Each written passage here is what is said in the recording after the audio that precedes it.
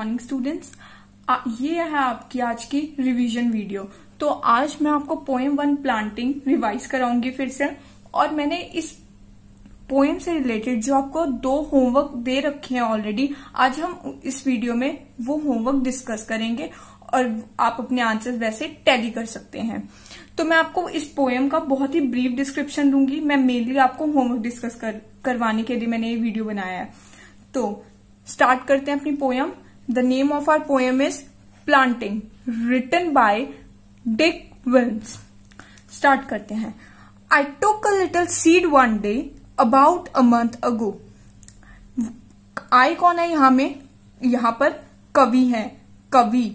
कवि बता रहे हैं, अपना अनुभव बता रहे हैं कि किस प्रकार से उन्होंने एक बीज को मिट्टी में बोया, जो एक बहुत ही अच्छा पौधा निकलकर आया, जो बहुत ही अच्छा एक पौधा बन गया। तो आए हैं इस कविता में कवि बोल रहे हैं, डिक विल्म्स बोल रहे हैं कि मैंने लिटिल हम यूज करते हैं बहुत थोड़ा या फिर बहुत कम। तो यहाँ पे बहुत कम के लिए यूज किया गया है। कवि कह रहे हैं मैंने बहुत कम सीड्स मतलब बीज लिए एक दिन, लगभग 1 महीने पहले। I put it in a pot of dirt in hopes that it would grow. मैंने उन्हें एक गमले में, मिट्टी के गमले में, डर्ट मतलब सॉइल मतलब मिट्टी, मैंने उन्हें एक मिट्टी के गमले में डाला इन होप्स, इस उम्मीद के साथ कि वो ग्रो करेंगे, वो एक दिन बहुत बड़े बन जाएंगे, कि वो एक बहुत अच्छा प्लांट बन जाएगा एक दिन, इस उम्मीद के साथ। Next, I poured a little water to make the soil right. वो क्या कहते हैं, मैंने उसमें poured होता है डालना, मैंने उसमें बहुत थोड़ा पानी डाला ताकि मिट्टी जो हो जाए, मिट्टी को सही करने के लिए, गीली मिट्टी बन जाए वो, इसलिए। I set the pot upon the sill where the sun would give it light. मैंने जो हमारा पॉट है, गमला है, उसको अपॉन का मतलब होता है ऑन मतलब ऊपर। सिल क्या होता है, हमारा जो विंडो के साथ एक शेल्फ अटैच्ड होती है, उसको बोलते हैं हम सिल। तो कवि ने अपने गमले को उस विंडो के साथ जो अटैच सिल थी उसके ऊपर रखा ताकि उसको वहां से सूरज की रोशनी मिल सके। I checked the pot most every day and turned it once or twice. मैं अपने पोइट कहते हैं, आई मतलब पोइट अपने गमले को ज्यादातर हर रोज चेक करते थे। And turned it once or twice, और उसकी दिशा को बदलते रहते थे, कभी सूरज की तरफ कर दिया, तो ऐसे वो अपने गमले की दिशा को बदलते रहते थे। With a little care and water, वो उसकी बहुत ज्यादा देखभाल भी करते थे, केयर भी करते थे, और उसमें बहुत थोड़ा सा पानी भी डालते थे time to time. I helped it grow so nice. कवि कह रहे हैं मैंने इस पौधे को बड़ा करने में उसकी बहुत ज्यादा सहायता की है। ठीक है, तो ये थी हमारी पोएम। तो फर्स्ट होमवर्क में मैंने आपको दिया था एमसीक्यूज। तो सबसे पहले हम बात करते हैं कि एमसीक्यूज क्या होते हैं। एमसीक्यूज होते हैं हमारे मल्टीपल चॉइस क्वेश्चंस, बहुविकल्प जिन्हें बोलते हैं। इसमें क्या होता है, इसमें आपको एक प्रश्न दिया जाता है, एक क्वेश्चन दिया जाता है, और उस जैसे ही देखो यहाँ पे मैंने हिंदी में लिखा है इस कविता के कवि कौन है।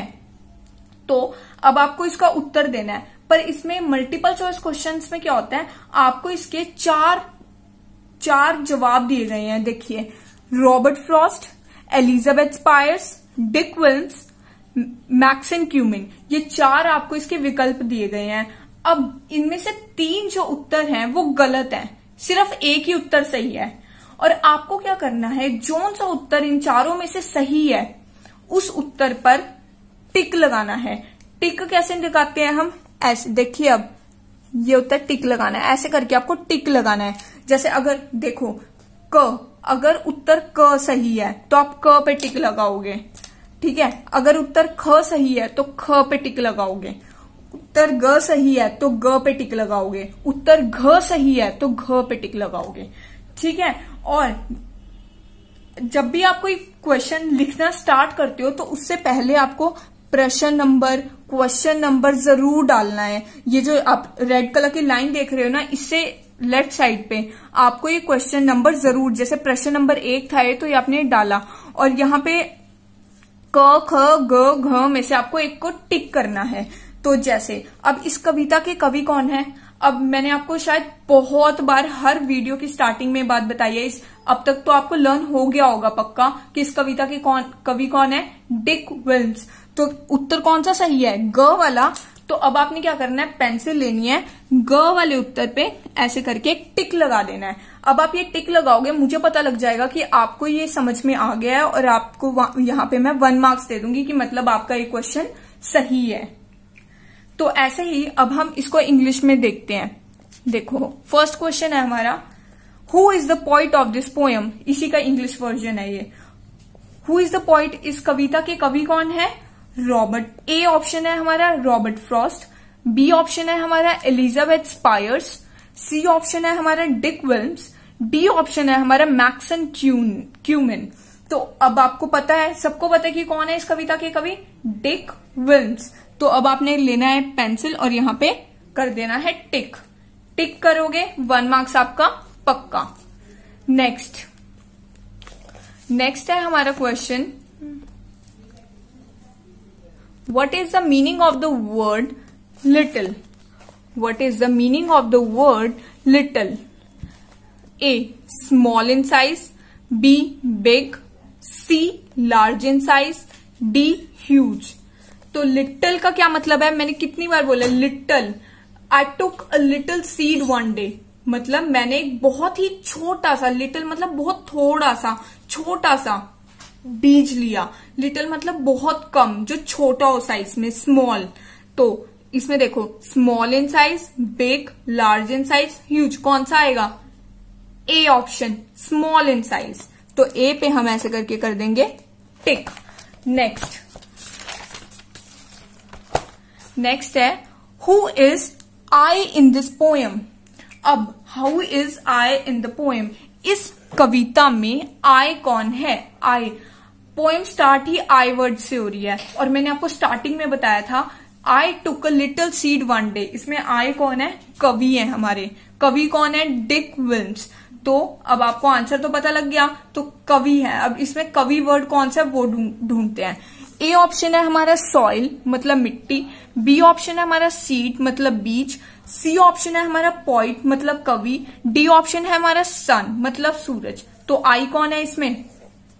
पॉइंट, कवि है हमारे। तो ये देखो इस पे लगा दिया हमने टिक, मतलब ये सही उत्तर है।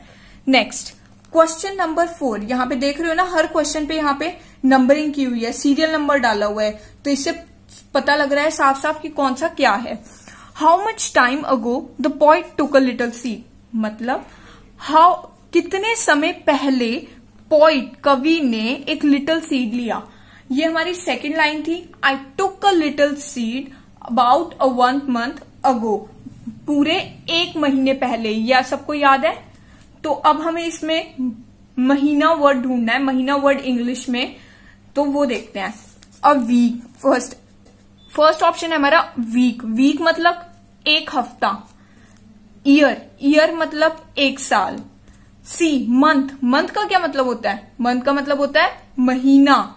D fortnight. अब ये फोर्टनाइट का मतलब क्या होता है? फोर्टनाइट हमारा जो वर्ड है ये 2 वर्ड से मिला है, फोर्ट और नाइट, जिसमें फोर्ट का मतलब होता है 14 और ये नाइट मतलब रात, आपको पता ही है। तो इसका मतलब है 14 रातें, मतलब 2 हफ्ते के टाइम पीरियड को हम क्या बोलते हैं? फोर्टनाइट। अब हमारा आंसर था कि कितने टाइम पहले पोइट ने लिटिल सीड लिया, कितने महीने पहले? पूरे 1 मंथ पहले। तो सी ऑप्शन सही है। लास्ट है हमारा, where does the poet set the pot? Poet ने अपने पॉट को कहां पर रखा?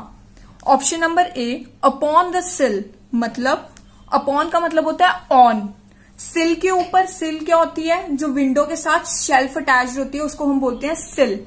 तो सिल के ऊपर रखा था। बी ऑप्शन है हमारा अपॉन द कारपेट, कारपेट के ऊपर रखा था। सी ऑप्शन है हमारा अपॉन द वुड, लकड़ी के ऊपर रखा था। डी ऑप्शन है हमारा अपॉन द बुक, किताब के ऊपर रखा था। अब सोचो कहां पे रखा था पोइट ने? अपॉन द सिल, जहां पे सूरज उसे रोशनी दे सके। तो आंसर क्या है हमारा? ए। तो हम ये कर देंगे ए पे टिक।